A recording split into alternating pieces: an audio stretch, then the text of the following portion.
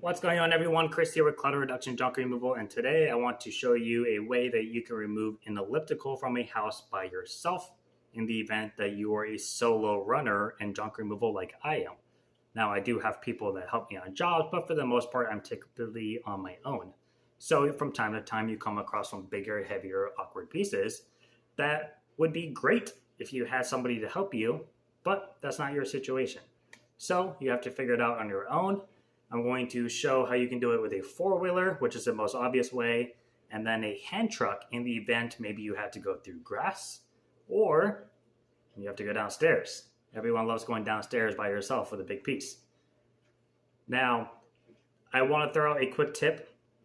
When you are talking to a customer on the phone or they inquire about it on your website and they say, I have a treadmill, I have an elliptical, I have a row machine, whatever it is, always ask where it is in the house. Is it upstairs? The reason I specify in the house and not what floor it is to find out what room it's in. The reason being is there's a big difference between having it in the living room, that's an open common area that you can go right out the front door, versus having it in a bedroom through a tight hallway like that. I can't tell you how many times I've had somebody say, yep, I got a super sofa or I have a big leather couch or a recliner couch. And you're like, okay, great. I can come out this afternoon, be quick and easy. I'll be out in like 10 minutes. They're like, okay, great.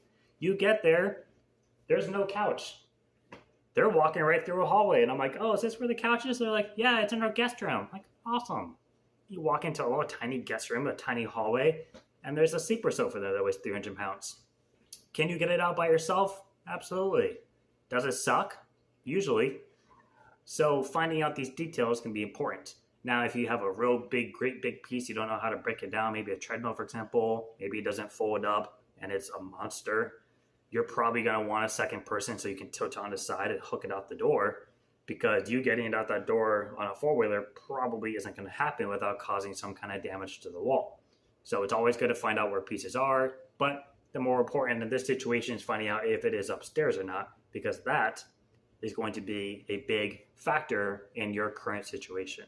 So we're going to talk about that, and then I just kind of want to throw out some tips here and there about weight distribution and why I choose to do the certain things that I do based on my experience as a professional mover.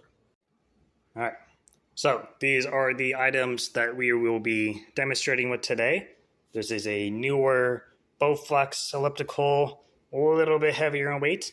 This is a more old school rehab style bike that you would use for shoulder injury or leg injury.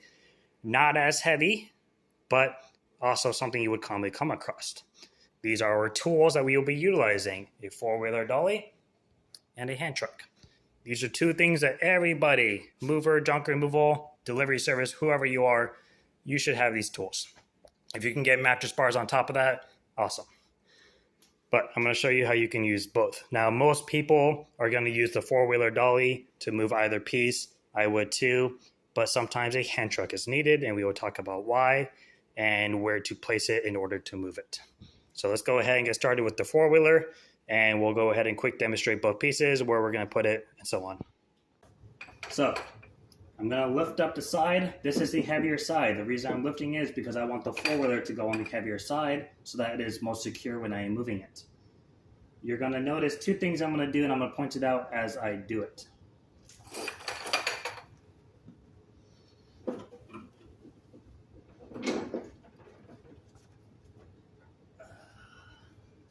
Heavy edge. So I have the piece up right now. It is not the lightest, and it keeps dipping on me. If you have to use both hands to grab the piece, move the dolly with your foot. If you can grab it with one hand, grab it with one hand. Here is a kicker. If you can, when you go to put the dolly underneath, pull it up to the piece. If you can't use your hands, use your foot. Bring the piece down a little bit. Pull the piece up with your foot. The reason I am doing this is because the reason for doing that is as you put a piece down and you go to lay it back down, the angle of it is going to want to kick the dolly back out, and then you're going to be off balanced. If this is a heavy piece and you're by yourself, You can wiggle a piece back onto the four-wheeler to adjust it, but it can be a pain and it can be a waste of time. Both of those I tried to avoid. This piece is heavier on this side, therefore you want the dolly to be closer to that side so that you can help handle the weight distribution a little bit better. If I were to put it too far this way, this is going to lean that way every time, so as I move it, I'm going to have to be controlling this on top of controlling the weight. I don't want to do that. So, closer to this side. Now when I go to move it, I can just steer it as is. I don't have to worry about it wanting to tip. I can shake it, it's not going to go anywhere. I can press down on this side, it's not going to go anywhere. Now if I were to go on this side and press down here, with enough force, you can hear I'm lifting the dolly in the air. That could be great for having to go over a thick weather strip going out the door. But I don't have to worry about the whole piece moving unless I were to probably stand on the whole thing. So that is the safest spot and the most easiest for you to control. Now when you're moving these, your biggest obstacle at this point are these arms. These arms, single-handedly, are what cause damage the most when moving these things because people don't pay attention. They don't realize that they stick out a lot farther than the piece does. So when you're going through a tight hallway or doing a doorway turn, people are looking at the dolly, which yes, do, because obviously that can catch a door or a wall trim as you're turning, but then they forget about these. And this alone is covered by a rubber matting, but it's still a stainless steel piece that will put damage in a wall if you hit it hard enough. Even if you were to scrape it, it's going to leave a mark. And that is not good to do as a professional company when your clients are watching you. Now, for this kind of piece, there's not a massive difference in weight between the front and the back like the other one was. The other one's a more vertical piece. It's more horizontal, it's more weight distributed. However, this is still the heavier side.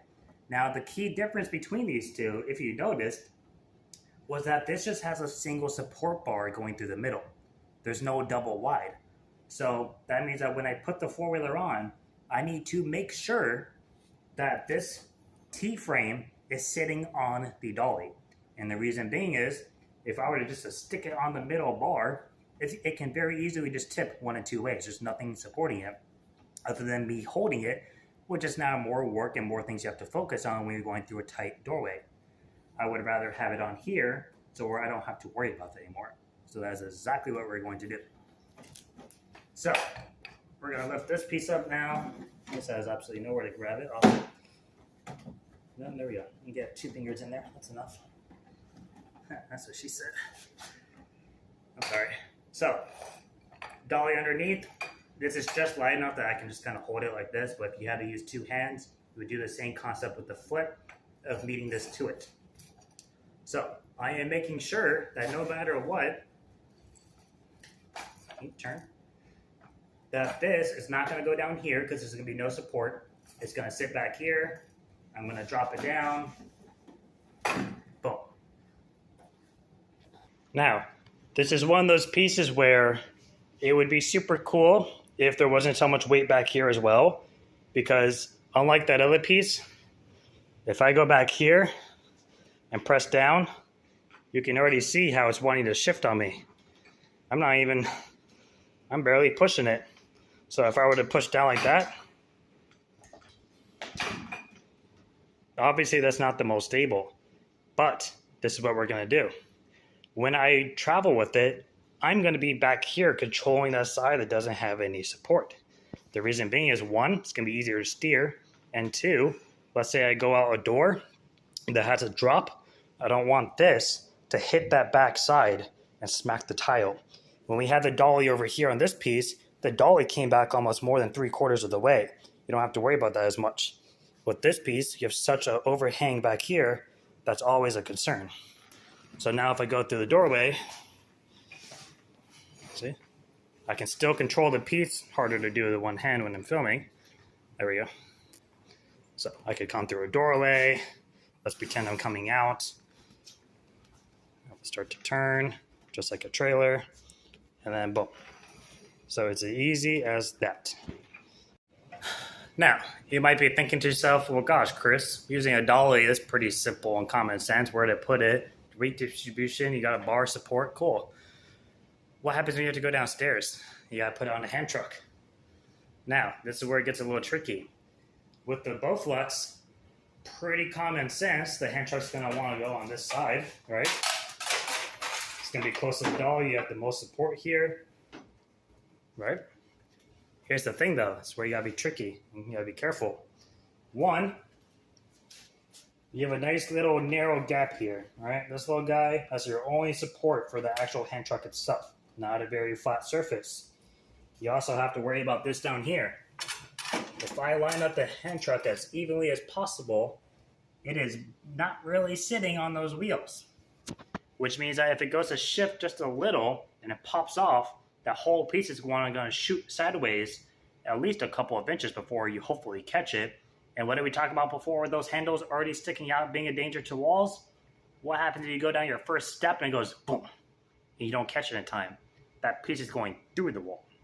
It won't even leave a scratch anymore. It's going to leave a dent, a hole, a gash. Bah. We don't like wall damage around here. That's a no-no. So what we're going to do, much like we did in the refrigerator video, is we're going to run a ratchet strap around the piece onto the hand truck for better securement and for weight distribution. So as you're going down each step, you have a better control of the overall piece. Now, I would recommend you use an actual ratchet strap. All of mine are on my trailer, and the only one I have is wet because it sat in the back of my truck all night, and it stormed out like crazy last night. So I want this piece at the end of the day to be as close to the dolly as possible. I'm going to run it around the base. I'm going to tie it to the dolly.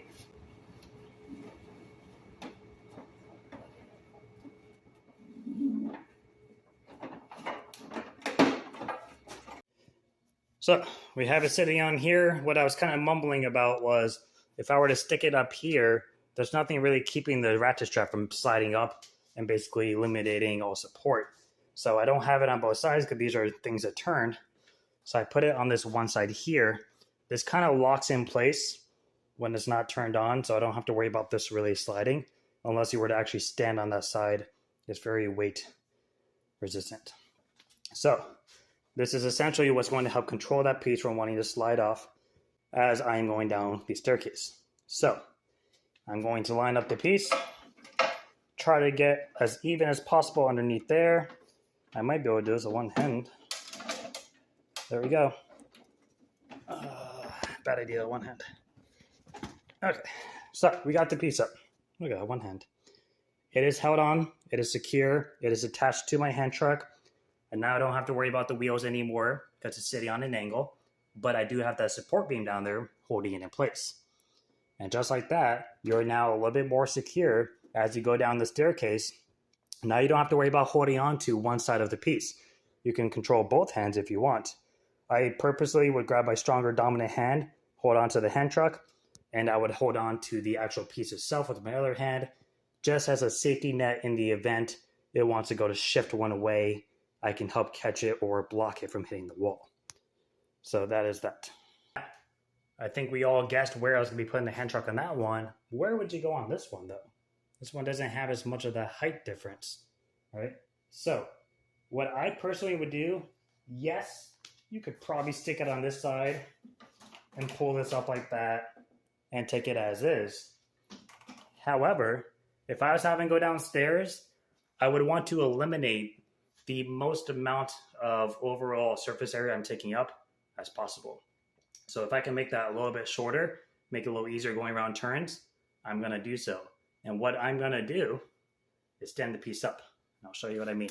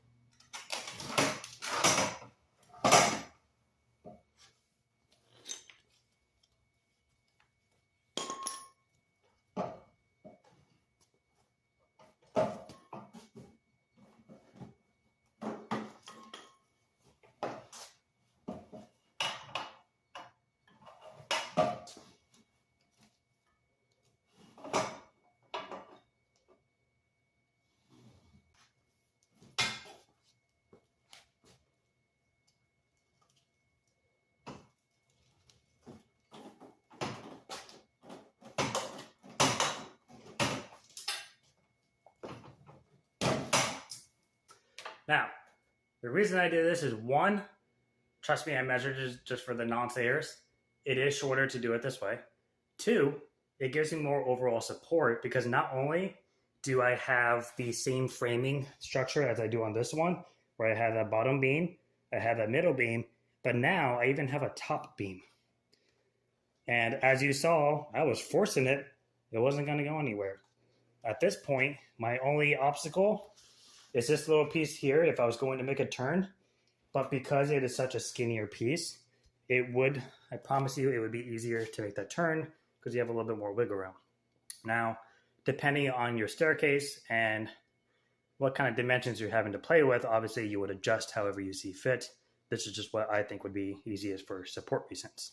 And at the end of the day, that is more important to me than it being difficult. Sometimes you have to sacrifice hard labor for safety because at the end of the day, that's what's going to help prevent you from causing damage and or hurting yourself.